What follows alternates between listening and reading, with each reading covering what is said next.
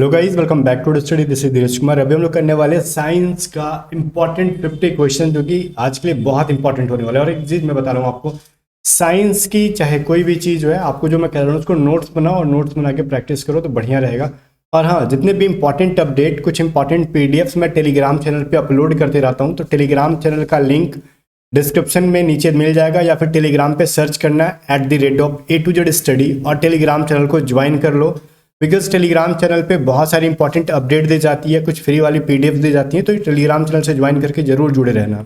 Exam date वगैरह जैसे ही announcement होगा तो सबसे पहले मैं टेलीग्राम चैनल पे ही बताता हूँ, ठीक है। तो चलो इस वीडियो को कंटिन्यू करते हैं। और इस क्लास को कंटिन्यू करने से एक इंपॉर्टेंट जरूरी मैं बात बताना चाहूँगा पहले, कि सबसे पहले ना देखो, चक्षु पब्लिकेशन की तरफ से कोस्ट गार्ड, नाविक, JDV आंतरिक सेक्शन 1 के लिए best book, study guide book आपके सामने है। और इस बुक के अंदर ना सारी चीज़ें सेक्शन 1 की रखी हुई है इस बुक के अंदर, और इस बुक का लिंक मैं आपको डिस्क्रिप्शन दे दूंगा।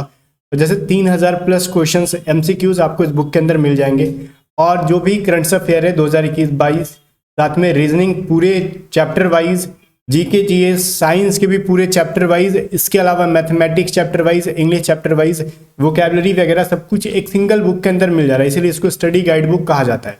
और इसके अंदर प्रैक्टिस क्वेश्चंस भी आपको मिल जाते हैं, तो ये बुक आपके लिए बहुत हेल्पफुल होगी प्रैक्टिस करने के लिए। तो इस बुक का लिंक मैं आपको दे दूंगा, चक्षु पब्लिकेशन की तरफ से जो बुक है, आप जाके डिस्क्रिप्शन में दिए गए लिंक से बाई कर सकते हो। अब आ जाते हैं हम लोग फर्स्ट क्वेश्चन पे। फर्स्ट क्वेश्चन क्या कह रहा है? सूर्य प्रकीर्णन के कारण अंतरिक्ष में अंतरिक्ष यात्री को आकाश दिखाई देता है। कैसा दिखाई देता है? जो सन का क्या होता है, स्कैटरिंग होता है। इसी के वजह से ना कि अंतरिक्ष यात्री को आकाश कैसा दिखाई देता है, तो सबसे पहले ब्लैक दिखाई देता है।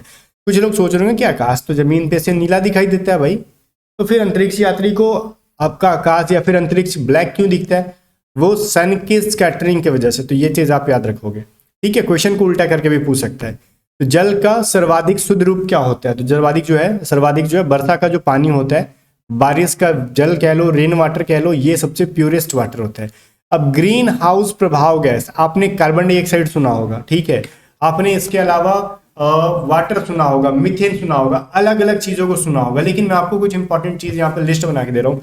ग्रीन हाउस प्रभाव गैस के अंदर वाटर वेपर भी आता है, कार्बन डाइऑक्साइड भी आता है, मीथेन भी आता है, और साथ में नाइट्रस ऑक्साइड भी होता है। तो ये चारों का नाम आपको याद रखना है, ये चारों है। समटाइम्स इनमें से कोई एक ऑप्शन में रहेगा, 3 कुछ और रहेंगे, और पूछेगा कि which is the green house effect gas.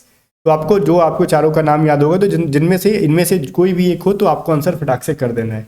आगे देखो, दाढ़ी बनाने तथा आँख कान की जांच के टाइम पे जो डॉक्टर क्या होते हैं ना, जो वो लेंस रखते हैं या फिर मिरर रखते हैं, वो कौन सा होता है? वो अवतल दर्पण होता है, कॉनकेव मिरर होता है, ठीक है। जो आपने, या फिर आप दाढ़ी वाड़ी बनाते हो, सेविंग करते हो, या फिर आँख कान का जो जांच करते टाइम डेंटिस्ट के सामने भी जाते होगे, ठीक है, या फिर ENT जो डॉक्टर होते हैं उनके सामने जाओगे, तो वो यही दर्पण रखते हैं, कॉनकेव मिरर, ओके। नाभिकीय विखंडन में क्या प्रयोग किया जाता है? यूरेनियम का। आपको मैंने नाभिकीय विखंडन और नाभिकीय संलयन के बारे में, अगर साइंस की सीरीज को देखते आ रहे हो, तो यूरेनियम का एग्जांपल लेके भी मैंने समझाया था बहुत बढ़िया से, दोनों का डिफरेंस क्या है। अब एक ही मतलब टॉपिक को बार बार 10 वीडियो में समझाना बेवकूफ़ी होता है। तो प्लेलिस्ट मैंने बना दिया, प्लेलिस्ट को जाके देख लो। चंद्रमा पर गुरुत्वीय त्वरण का मान पृथ्वी के मान का क्या हो जाता है? तो 1/6 हो जाता है। ये चीज़ पहले ही पढ़ाया था। गुरुत्वीय त्वरण हो जाए या फिर जो कोई चीज़ अर्थ पे अगर 600 किलोग्राम है, तो चंद्रमा पे कितना हो जाएगा आपका? सीधे वो 100 किलोग्राम का हो जाता है। 6 से डिवाइड मार देंगे, ठीक है। 600 ग्राम का है तो वो 100 ग्राम का, अगर 600 किलोग्राम का है तो मून पे जाके वो 100 ग्राम्स का हो जाएगा। द्रव अवस्था में पाई जाने वाली धातु कौन सी है? तो क्लियर है, पारा, ठीक है, जिसको इंग्लिश में मरकरी कहते हैं। सुराही का पानी ठंडा होता है, ऐसा क्या होता है भाई? वाष्पीकरण, ड्यू टू इवेपोरेशन। अब ऐसा क्या होता है? सुराही बोलो, मकड़ा नहीं, क्या बोलते हैं उसको, मटका बोलो, इन सब का पानी इवेपोरेशन की वजह से क्या होता है? ठंडा होता है, क्लियर है। दूध में पाई जाने वाली शर्करा लैक्टिक होती है आपको, या फिर लैक्टोज होती है। तो दूध में कौन सा एसिड पाया जाता है? तो पूछेगा लैक्टिक एसिड होता है, ठीक है। और देखो यहाँ पे बहुत इंपॉर्टेंट है, दूध से रिलेटेड आया था, लैक्ट करके जो भी आया ना, लैक्टोज, लैक्टिक, ऑप्शन में जो भी रहा फटाक से आंसर कर देना, ठीक है। क्योंकि देखो दूध से दही बनाने के टाइम पे जो क्या कहते हैं, बैक्टीरिया जो काम होता है, उसको लैक्टोबैसिलस कहते हैं। ध्यान से सुनना, लैक्टोबैसिलस बैक्टीरिया क्या करता है? दूध को दही में परिवर्तित करता है। फिर से दूध की प्योरिटी मेजर करने के लिए लैक्टोमीटर का यूज करते हैं। और क्या मैं बोलता है, दूध में पाई जाने वाला अम्ल लैक्टिक अम्ल कहा जाता है। और दूध में पाई जाने वाले शर्करा जो है, शुगर जो उसको लैक्टोज, तो मैंने यहाँ पे कहने का मतलब ये था ना, मैं याद कर करके सब बता रहा था कि लैक्ट करके जितना आएगा ना, लैक्टो लैक्टिक ऐसे करके, वो मिल्क से रिलेटेड है, आप आंख बंद करके आंसर कर देना वहाँ पे। फिर मूत्र का निर्माण कहाँ होता है? किडनी के अंदर होता है, वृक्क जिसको हिंदी में हम लोग कहते हैं। सबसे लंबा कृमि क्या होता है? टेपवर्म कह लो या फिर फीता कृमि कह लो, उसी को कहते हैं हिंदी में फीता कृमि, भी इंग्लिश वर्ड है टेपवर्म। प्रकाश वर्ष मात्रा किस चीज का है? दूरी का है, डिस्टेंस का। ये चीजें मैंने पिछली क्लास में भी आपको कराई थी, अगर याद हो तो बढ़िया, अदरवाइज याद कर लेना।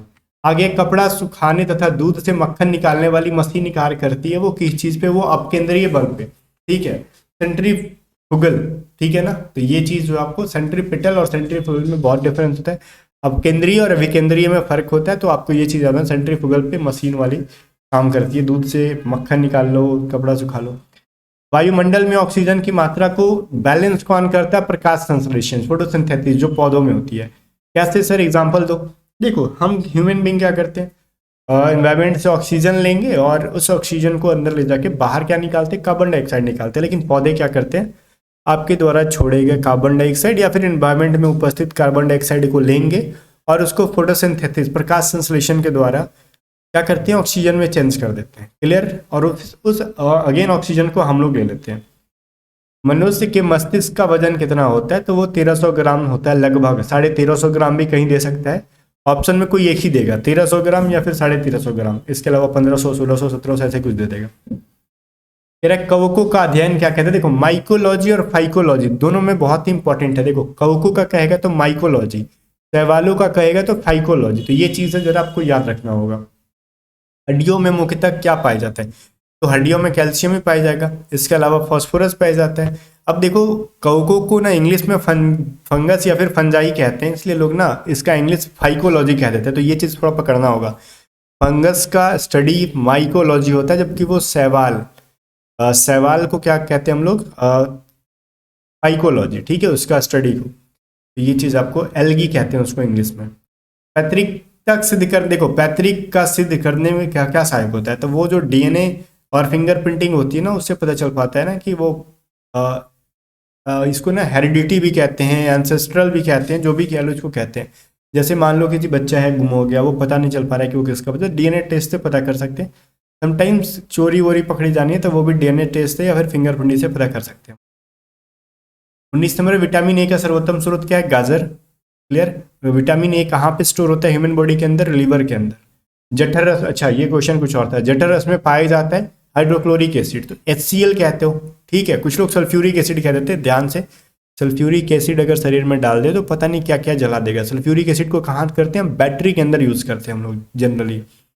जो आपने तेजाब का पानी, बैटरी का पानी ऐसे बोलते हो ना, बैटरी के अंदर व्हाइट लिक्विड होता है, वो सल्फ्यूरिक एसिड होता है, कमजोर होता है, वो प्योर नहीं होता, प्योर डालेंगे तो जल जाओगे खुद भी, ठीक है। तो वो जो होता है ना हाइड्रोक्लोरिक HCl, वो जठर रस में पाया जाता है हमारे बॉडी के अंदर, ठीक है। लाइकेन में परस्पर सहजीवी मौजूद होते हैं। कवक और शैवाल के बीज का जो कड़ी होता है उसको लाइकेन कहते हैं, ठीक है।